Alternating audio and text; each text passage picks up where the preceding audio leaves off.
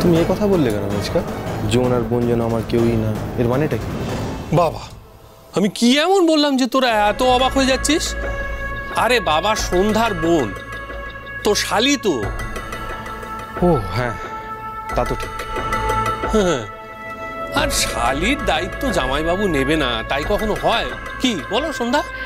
সেই জন্যই তো ওনাকে বলছি, বলুন না হুলো বাবু, আপনি নেবেন তো আমার ছোট বোনের দায়িত্ব, বলুন না। দায়িত্ব নে নীল, সন্ধ্যাকে কথা দে যে ওর বোনের দায়িত্ব তুই নিবি। আচ্ছা সে না হয় ঠিক আছে, দেখা যাবে। না না না না না, সে না হয় দেখা যাবে নয়, তুই তার মানে দায়িত্ব এড়িয়ে যেতে চাইছিস। ছি ছি ছি ছি নীল, তুই সন্ধ্যার শরীরের অবস্থাটা একবার ভাব।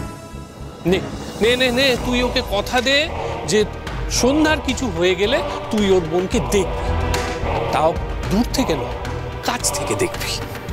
মানে?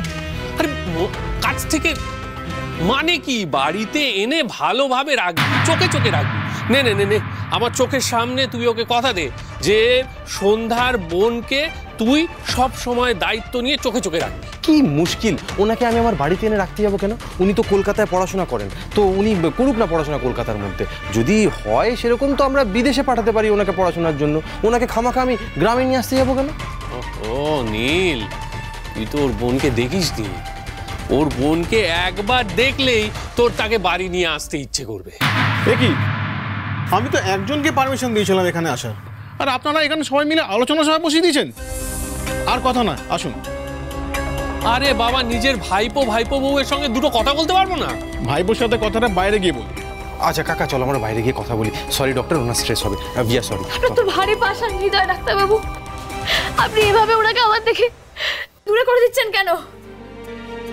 আরে আপনি কাঁদছেন কেন? আমি কাঁদছি কই, আপনি তো আমাকে কাঁদাচ্ছেন। আচ্ছা মুশকিল তো, আচ্ছা আমার যা অবস্থা, আমি আর কদিনই বা আছি বলুন তো? আমার যদি কিছু হয়ে যায় তখন তার আমি ওনাকে কাছে পাবো না। একটু দিন না ওনাকে আমার কাছে থাকতে। এটা বাড়ি নয়, এটা হাসপাতাল। এখানে কিছু নিয়ম কানুন আছে। পেশেন্টের বাড়ির লোক এখানে থাকতে পারে না। ও, রুগীর ঘরে বাইরের লোক বুঝি থাকতে পারে না? হ্যাঁ তাই, ওবেলা ভিজিটিং আওয়ার, তখন ওনারা আসবেন। বেশ, তাহলে আমি এখন ওনাদের সাথে চলে যাই। তারপরে ওবেলা আপনি কি ওই আবার বললেন, তখন আমি ওনাদের সাথে ফিরে আসবো। চলুন হুলো বাবু, চলুন। আমিও চললাম, চলুন হুলো বাবু, চলুন চলুন, আমরা এখান থেকে যাই।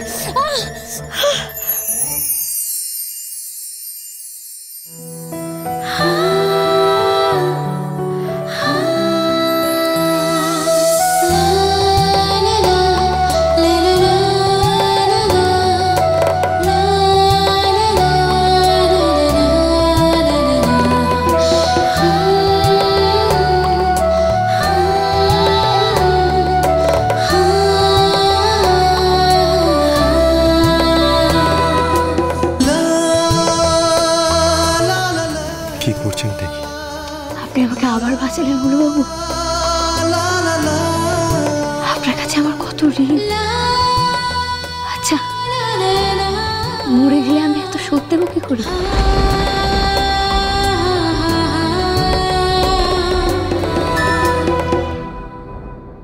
ডিভোর্স পেপার কার?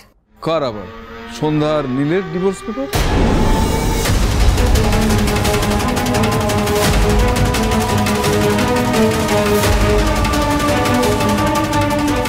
নীল সন্ধ্যাকে ডিভোর্স দেবে। নীল নিজে সন্ধ্যার সঙ্গে সমস্ত সম্পর্ক একদম কাঁচি করে দেবে। এই ডিভোর্স পেপারটা নীল নিজে তৈরি করেছে। হ্যাঁ,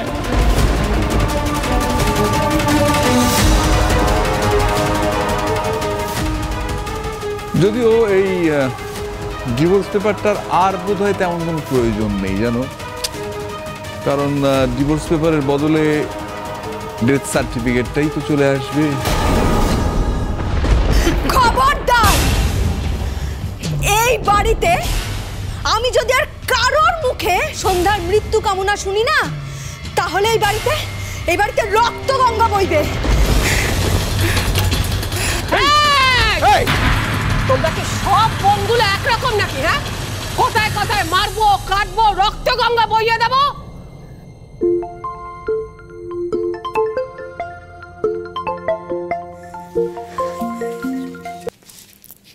হ্যালো হ্যালো, বিজুলি, বিজুলি বৌমার জ্ঞান ফিরে এসেছে। ঠাকুর আমাদের কথা শুনেছেন বিজুরি, বৌমার জ্ঞান ফিরে এসেছে। সত্যি সত্যি সত্যি সত্যি, এই তো আমরা দেখে এলাম। এইবারও একদম সুস্থ হয়ে যাবে, একদম ভালো হয়ে যাবে। দেখো, শুনছেন? শুনুন, ঠাকুরের দয়ায় শত্রুরের মুখে ছাই দিয়ে সন্ধ্যাকে বাঁচিয়ে দিয়েছে।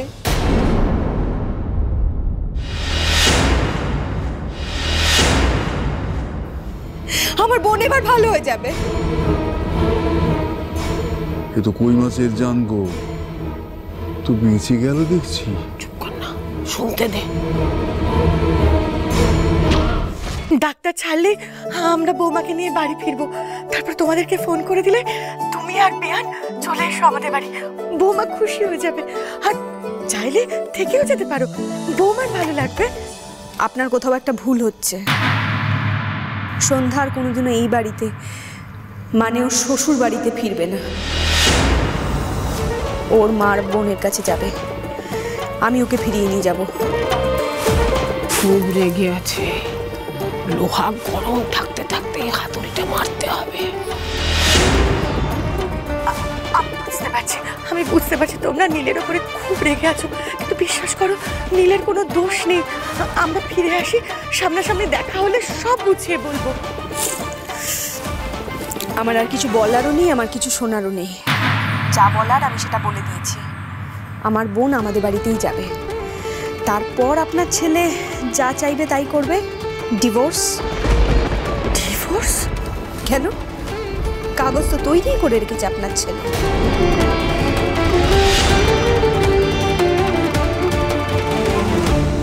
ডিভোর্স পেপারের কথা বিজুরি কি করে জানলো?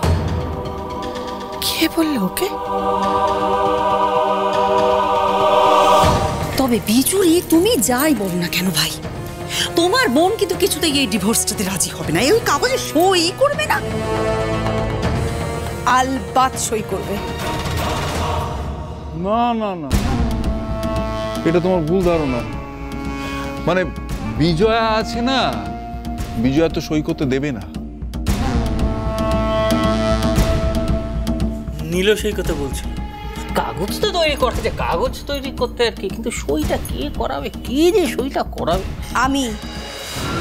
আমি সই করাবো।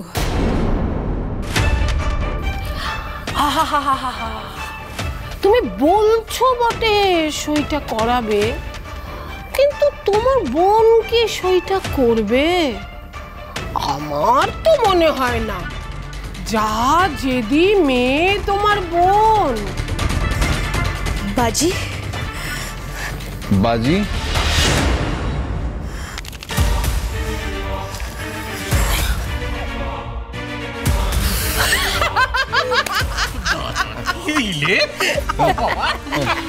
ভাগ্যিস এই বোনগুলো সব মাথা মোটা আর জেদি, তাই আমাদের ফাঁদটা বুঝতেই পারলো না।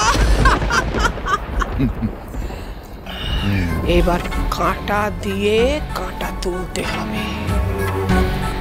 বিজুরিকে দিয়েই সন্ধ্যার ডিভোর্সটা করাবো।